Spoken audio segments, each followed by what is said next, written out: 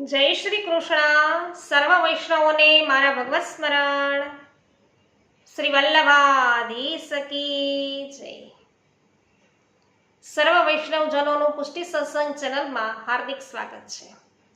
તો વૈષ્ણવો, આપણે રોજે રોજ સાથે મળી અને સત્સંગ કરી રહ્યા છીએ. આજે સત્સંગમાં સવિશેષ એ જણાવવાના છીએ કે બીજા સંપ્રદાયોમાં પૂજા ઉપાસનાનો પ્રકાર છે અને જ્યારે આપણે ત્યાં એટલે કે પુષ્ટિ માર્ગમાં સેવા પ્રકાર છે. તો એ બે વચ્ચેનો તફાવત આપણે સમજવો છે, બરાબર, આજે સત્સંગ દ્વારા. તો વૈષ્ણવ, સત્સંગની શરૂઆત કરું એ પહેલા આપ સર્વને વિનંતી કરી દઉં કે હજુ સુધી આપે પુષ્ટિ સત્સંગ ચેનલને સબસ્ક્રાઇબ ન કરી હોય તો અવશ્ય કરી લેજો, જેથી તમને પુષ્ટિ માર્ગીય બધા જ સત્સંગો છે અવિરતપણે પ્રાપ્ત થતા રહેશે આ ચેનલ દ્વારા. અને વૈષ્ણવો, તમને સત્સંગમાં કોઈ સારી માહિતી પ્રાપ્ત થાય, સત્સંગમાં આનંદ આવે તો વિડીયોને લાઈક, કમેન્ટ અને શેર કરવાનું ભૂલશો નહીં, જેથી દરેક વૈષ્ણવને આ સત્સંગનો લાભ પ્રાપ્ત થાય. તો હવે જોઈએ વૈષ્ણવો કે પૂજા ઉપાસનાનો પ્રકાર શું છે, સેવા પ્રકાર શું છે, બંને વચ્ચે તફાવત શું છે. તો પૂજા અને સેવામાં પાયાનો તફાવત છે. પૂજા શાસ્ત્રના નિશ્ચિત નિયમો, કોના? શાસ્ત્રના નિશ્ચિત નિયમો અને ધોરણો ઉપર આધારિત છે. હવે મર્યાદા માર્ગની સાધન પદ્ધતિ છે. તેમાં કોઈ પણ દેવરૂપને પોતાના ઈષ્ટ ગણી અને સ્થાન આપવામાં આવે છે, કોઈ પણ દેવને, તો તેની પૂજા પછી થાય છે. પૂજા જાહેર દેવાલયોમાં તેમજ પોતાના ઘરમાં થઈ શકે છે. જાહેર દેવાલયોમાં મૂર્તિની પ્રાણ પ્રતિષ્ઠા કરવામાં આવે છે. ઘરમાં થતી પૂજામાં આહવાન અને વિસર્જનના મંત્રો બોલી અને તે દેવની પછી પૂજા સ્વીકારવા બોલાવવામાં આવે છે. તે દેવને પૂજા સ્વીકારવા બોલાવવામાં આવે છે.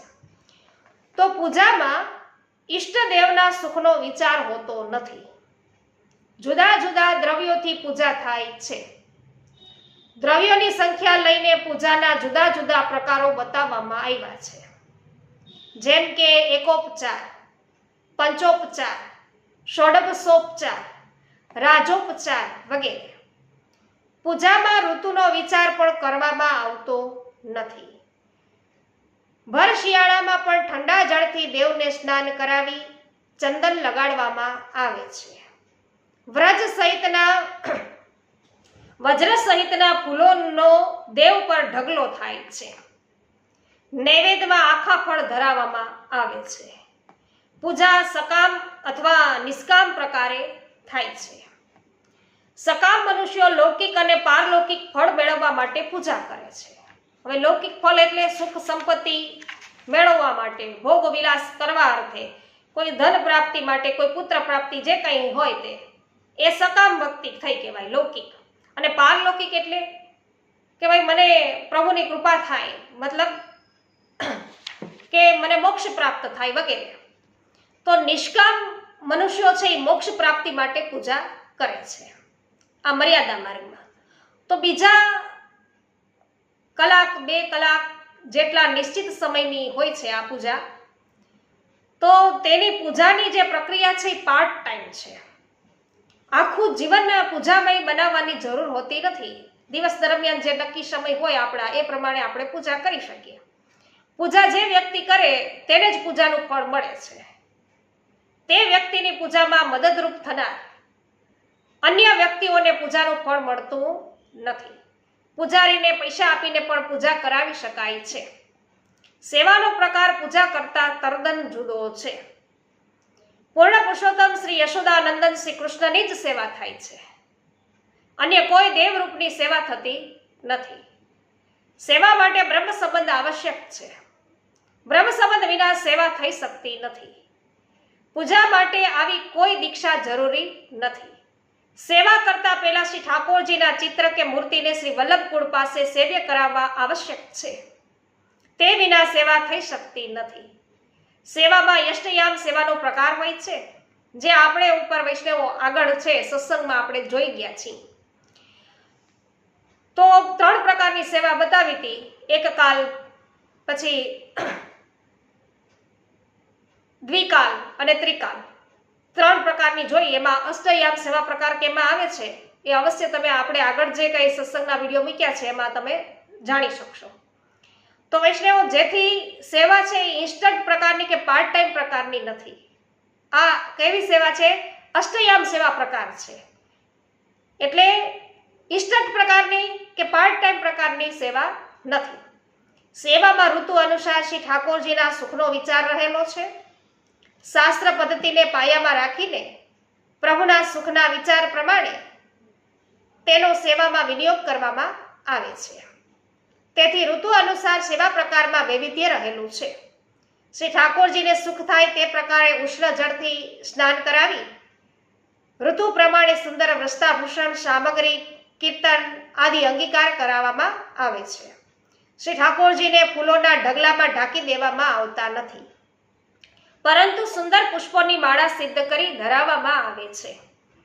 તેવી જ રીતે આખા ફળ ધરાવવાના બદલે ફળોને સિદ્ધ કરી અને ધરાવવામાં આવે છે. સેવા સકામ ભાવથી કરવાની હોતી નથી. સેવામાં નિષ્કામ ભાવ જરૂરી છે. લૌકિક કે પારલૌકિક ફળ માટે સેવા કરવાની હોતી નથી. શ્રી ઠાકોરજીને આપણા લૌકિક સ્વાર્થ માટે સાધન બનાવીને સેવા કરવાની નથી. સેવા પૂરો જીવનક્રમ છે.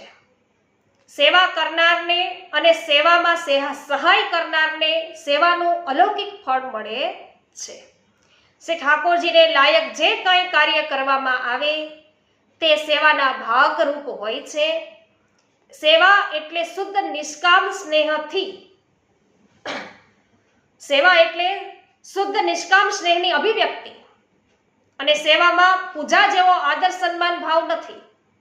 માટે સેવા જાહેર દેવાલયોનો વિષય નથી, તે પોતાના ઘરમાં કરવાનો વિષય છે.